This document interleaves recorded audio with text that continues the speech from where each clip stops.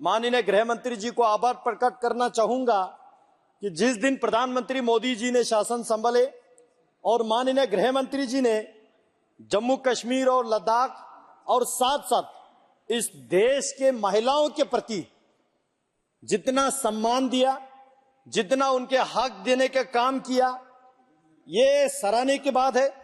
और साथ ही साथ मैं बताना चाहता हूं, जम्मू कश्मीर में धारा 370 के साथ साथ आर्टिकल 35A, जिसके जरिए जम्मू कश्मीर के महिलाओं, जम्मू कश्मीर में तब हम लद्दाख भी जोड़ के, हमारे महिलाओं को वो जम्मू कश्मीर से बाहर किसी राज्य के साथ शादी करते हैं किसी के साथ, तो उसको अपने हक हुकूक, उनका जो राइट सारा छीन जाते थे।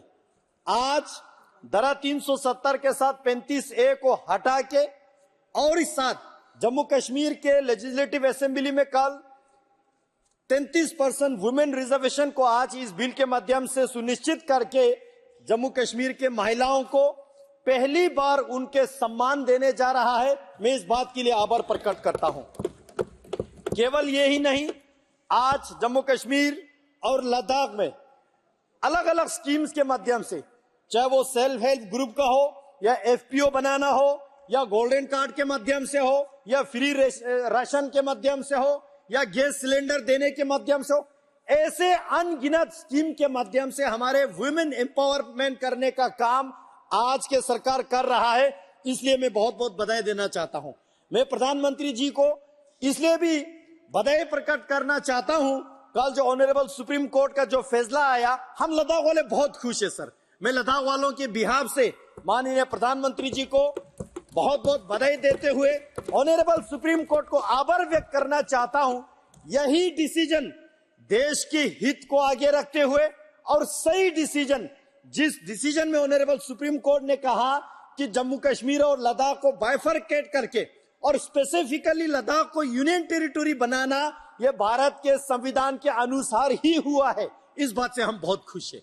हम इसलिए भी खुश है, केवल यूटी ही नहीं बना और लद्दाख के जो बिल्कुल डिप्राइव्ड थे, जिसको एक स्टेप मदरली ट्रीटमेंट मिलता था, जिसको एक डिस्क्रिमिनेशन होता था, आज वही लद्दाख पिछले 4 साल में हमने बहुत प्रोग्रेस पाया है, हमने बहुत डेवलपमेंट पाया है।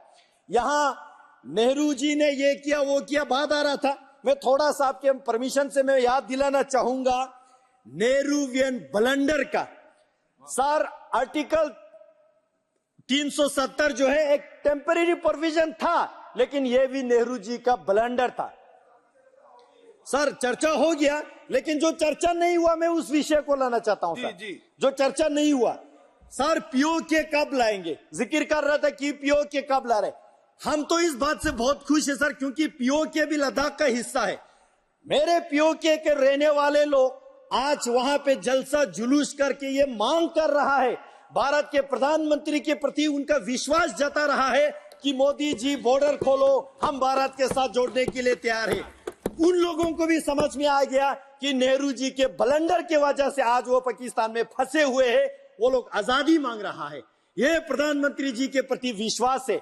हम तो जीत रहे थे 1948 में, जब कवेली हमला हुआ था, भारतीय सेनाओं ने अपने वीरता दिखा के पाकिस्तान के कवेली हमला जो है लेके बसगो तक आए, बसगो से धकेल के, कारगिल से धकेल के, द्रास से, श्रीनगर से बिल्कुल पीछे तक धकेलते हमारे भारतीय सेना, पता नहीं POK तो छोड़िए, पाकिस्तान का आधा पूरा हिस्सा लाने वाले थे। नेहरू जी ने बोला नहीं, सीज फायर होना चाहिए। क्या ये नेहरूवियन ब्लंडर नहीं है? सर, यहाँ पे जिक्र किया आदिर रंजन जी ने सीपेक का जो जिक्र आया, चाइना पाकिस्तान इकोनॉमिक कॉरिडोर का, ये बहुत महत्वपूर्ण विषय है। चाइना पाकिस्तान इकोनॉमिक कॉरिडोर का जो जिक्र आया, पहले तो हमको वो जानना होगा ये बनता कहां है, बन कहां रहा है। शख्सगम वैली, वो मेरा लद्दाख का हिस्सा है सर। 5000 स्क्वायर किलोमीटर का शख्सगम वैली कांग्रेस की हुकूमत रहते हुए पाकिस्तान ने चीन को धन में दे दिया और कांग्रेस पार्टी चुप बैठा। क्या ये नेहरूवियन ब्लंडर नहीं है? अक्साई चीन 40,000 स्क्वायर किलोमीटर मेरा लद्दाख का हिस्सा है सर। नेहरू ने चीन को दे दिया। उसके अलावा एक बात आज मैं जिक्र करना चाहता हूं सर, लद्दाख के इतिहास में जब लद्दाख इंडिपेंडेंट किंगडम था।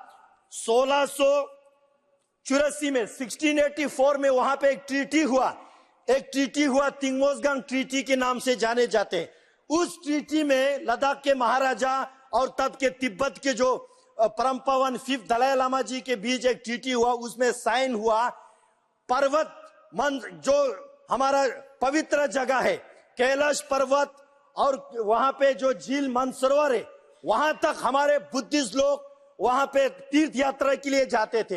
हिंदू लोग तीर्थ यात्रा के लिए जाते हैं, जैन को मानने वाले लोग तीर्थ यात्रा के लिए जाते थे। वो लद्दाख का हिस्सा रहेगा, है हमेशा के लिए, वो उस ट्रीटी में लिखा था। उसके बाद लद्दाख जम्मू कश्मीर के साथ जोड़ा और जम्मू कश्मीर भारत के साथ जोड़ा। इसलिए वो मेंसर गांव भारत का हिस्सा था।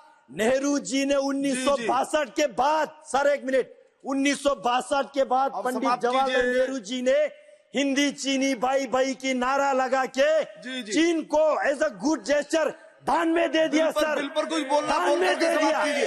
वो कैलाश पर्वत, वहाँ के झील मानसरोवर बोल करके समाप्त कीजिए। समाप्त कर रहा हूँ सर, वो दान में दे दिया। हमको इस बात से बहुत दुख है। नो सर, ये कांग्रेस वाले, इनको जानना होगा सर। 1961 के सेंसस में, 1961 के भारत के सेंसस में मेंसर गांव का नाम जिक्र आता है, वहाँ के जनसंख्या जिक्र आता है, क्योंकि वो भारत का अभिन्न अंग था। नेहरू जी ने उसको गवाया। सर मैं कंक्लूड कर रहा हूँ सर, मैं कंक्लूड कर रहा हूँ सर, मैं कंक्लूड कर रहा हूँ, 1 मिनट में मैं कंक्लूड कर रहा हूँ। सर जम्मू कश्मीर में हमेशा चीफ मिनिस्टर मुसलमान का रहा, हमेशा चीफ मिनिस्टर मुसलमान का रहा। दुर्भाग्य के बाद ये है, वहाँ हजरत इमाम हुसैन अलैहिस्सलाम साहब को मानने वाले मातम करते हैं। हजरत इमाम हुसैन के शहादत पे इन्होंने हजरत इमाम हुसैन के ताजिया निकलने नहीं दिया। ये विषय हो चुके हैं। प्रधानमंत्री जी आने के बाद वहाँ हुसैनी लोगों को ताजिया निकलने दिया। आज मेरे कारगिल वाले बहुत खुश है सर, मेरे कारगिल वाले बहुत खुश है। मेरे कारगिल वाले इसलिए खुश है। कंक्लूड कीजिए सर, कंक्लूड कर रहा हूँ सर, कॉन्स्टिट्यूएंसी की बात कर रहा हूँ। कारगिल वालों को, लद्दाख के शिया मुसलमान को, सुन्नी मुसलमान को इतिहास में पहली बार हज कमेटी गठन करके दिया। 100% को हज कराया। हम प्रधानमंत्री जी को आभार। सर कंक्लूड कर रहा हूँ, last sentence sir. Jammu Kashmir के उन्नति देख के, वहाँ के पीस देख के, वहाँ के टूरिज्म देख के मेरे कारगिल वाले मांग कर रहे सर, पानी खार से पहलगाम रोड खोल दिया जाए। आप बिल्कुल बोलिए ना, बिल्कुल बोलिए सर, कंक्लूड कर रहा हूँ सर। इसी बिल पे वापस आ रहा हूँ। ये वुमेन रिजर्वेशन माननीय गृह मंत्री जी लाके बहुत हमारे जम्मू कश्मीर पे जो है बढ़िया काम कर रहा है।